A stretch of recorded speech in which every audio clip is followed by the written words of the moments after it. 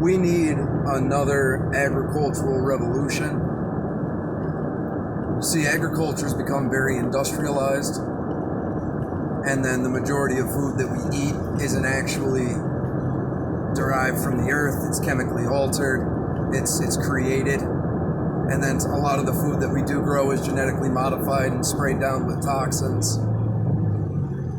And by the time it gets to the table, it's so processed it doesn't even resemble what it initially is.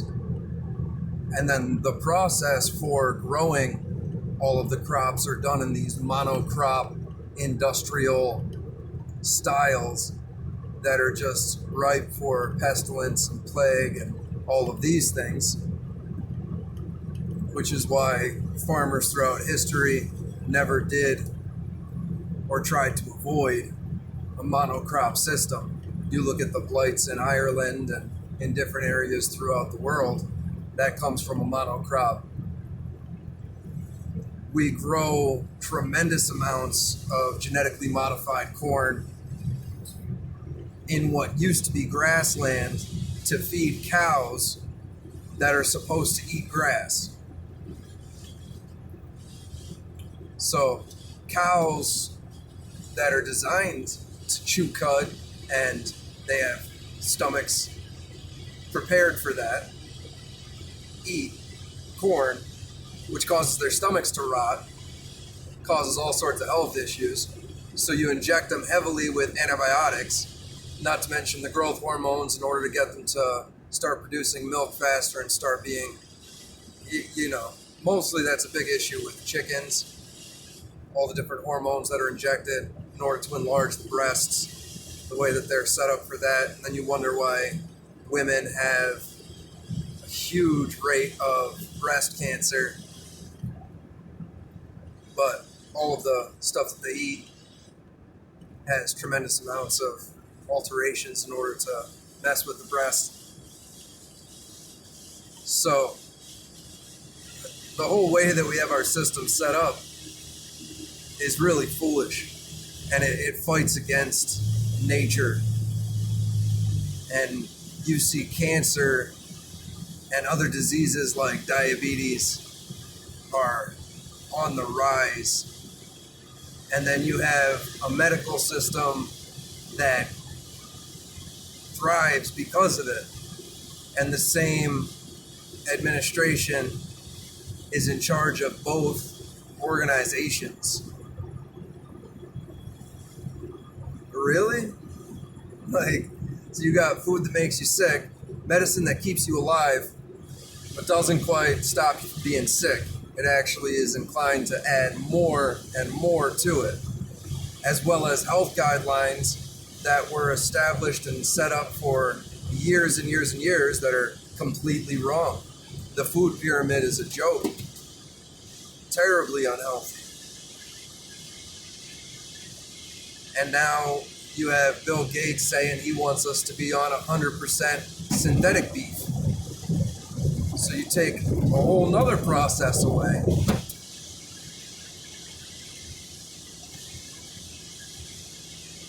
These industries are incentivized. They have invested interest in you not being healthy. Fat people eat more. So fat people spend more money on food. Simple. Sick people go to the hospital. The treatment that they give you usually makes you more sick. It's a slash and burn style of medical treatment. Now, don't get me wrong, traumas and stopping infections and all sorts of different surgeries, there is amazing things that can be done by the medical establishment. But the entire concept of health and treating it is very flawed. Food is medicine.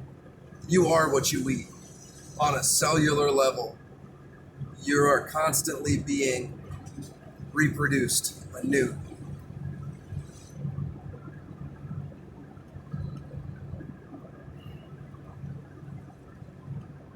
We need to have smaller but more abundant farming, we can still use different levels of ingenuity. We can still make the processes a lot easier.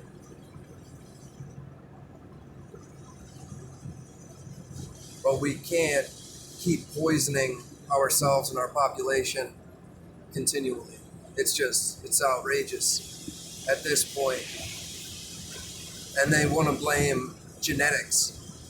Well, cancer runs in your family. Well, it's usually diet that runs in the family. You eat the food that your mother taught you how to cook. Most people don't even know how to cook now. So they're just getting foods that are loaded with preservatives, throwing it in a microwave, and there you go. Preservatives are designed to stop food from breaking down. When you eat something, the whole digestive process is breaking food down. You're kind of fighting yourself there. Now, preservatives mess up your RNA, which is what reads all the stuff that comes through your body. Do you know what an allergy is? An allergy is your body's inability to process a foreign protein. So you eat preservatives that mess up your RNA, and then you start developing allergies. That's crazy. People are like, oh yeah, you get older and you develop allergies. Yeah, because the toxicity level inside of your body is tremendous, and it can't process the different things that come in. And then you start taking antibiotics whenever you get sick, or steroids for this, that, or the third. You're punching holes in your intestines, and the antibiotics destroying your biodome, which makes up a vast majority of the cells in your body, is good bacteria that are supposed to aid in digestion, the breaking down of the foods that you eat that are actively trying to not be broken down. Add that with a high acidity, and it's no wonder that cancers are thriving. All the foods that we're eating are altered and not fed appropriately. Okay, now the big thing with the cows is that they produce methane. You know the number one cause of methane? You know, a big thing is landfills. Have you ever driven past a landfill? The putrid smell that lofts off of them? That's all methane. You see them tarp it off, or they do the controlled burnings. No, it's the cows. It's the cows. Bill Gates owns 4 jets. He has an over 60,000 square foot mansion. But no, we're not supposed to eat real meat. Now, the meat that we are served isn't necessarily the best. You have chickens grown 250,000 of them in one silo with a fan on both sides. It's deplorable, the conditions that the animals are kept in. And the great lie is that we have such limited resources. I don't know how much driving any of you do, but there's a lot of land. There's a lot. And to say that we waste energy feeding cows corn, and then it takes 10 times more energy to grow the food that you feed the cows than the energy produced by eating the cow. But that logic is only making sense if you have to grow corn for the cows. When you have the whole entire center of the country that is grassland that sustained the buffalo for thousands and thousands of years, do you believe that it would not be ideal for farming cows? Just a thought. Now, there are different farmers who have set up systems where they do produce everything organically and healthy, and they do it in a mixed agricultural way. So they would have chicken coops that rotate throughout the field, and then that provides nutrients for the field. You can have the grass that grows naturally. All right, evolutionarily, you look at a forest or you look at the trees, it is actually evolutionary combat, okay? So the trees are trying to get taller than other trees so they can get more sun. and then they just eventually get higher and higher and higher, and next thing you know, you have a forest. Does that forest take in any more sunlight than a field full of grass? No, it doesn't. All the energy is converted right into the grass leaves. They sprout right up. Sometimes they shoot up 3 or 4 feet. But all of that sunlight, all of that energy, all of that nutrients is right there in that field. We cannot eat grass. We can eat the cows that eat the grass. We can eat the chickens that pick the grubs and take care of all the little bugs, then they groom the grass. That's the way that our bodies are designed to work. And I understand that they keep trying to outdo nature.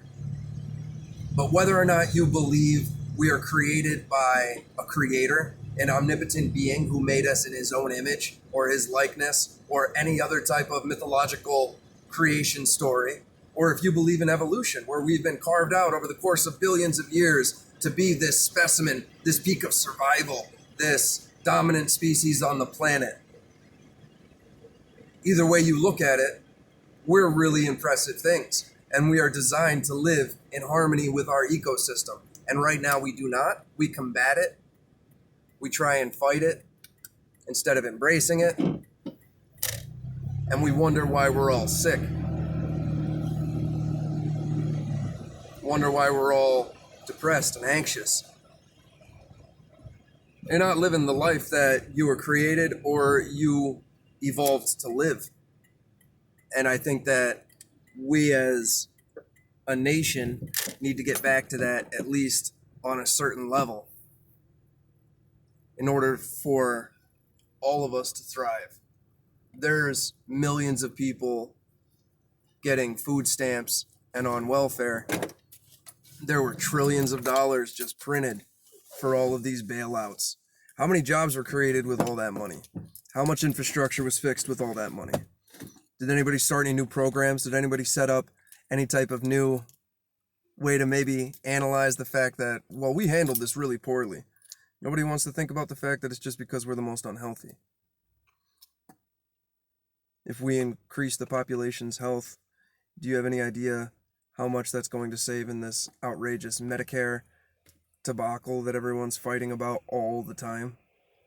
Everybody wants to talk about who's going to pay for the medicine. Like, why don't we talk about the fact that the medicine is way too expensive? You can hop on an airplane, fly to another country, get dental work done, get medical work done, and it's still cheaper than doing it here in the United States. You can take 3 weeks vacation, you can go out and party, and you still haven't spent the amount of money that it would take to get the procedure done in what is supposed to be the greatest nation on the planet. We've been sold out by a lot of corporate interests, and it's to everyone's dismay, but we still trust our doctors and commercials that tell you they're poisoning you at the end for like 2 minutes. So, yeah. We have more in common with each other than those that want us to fight.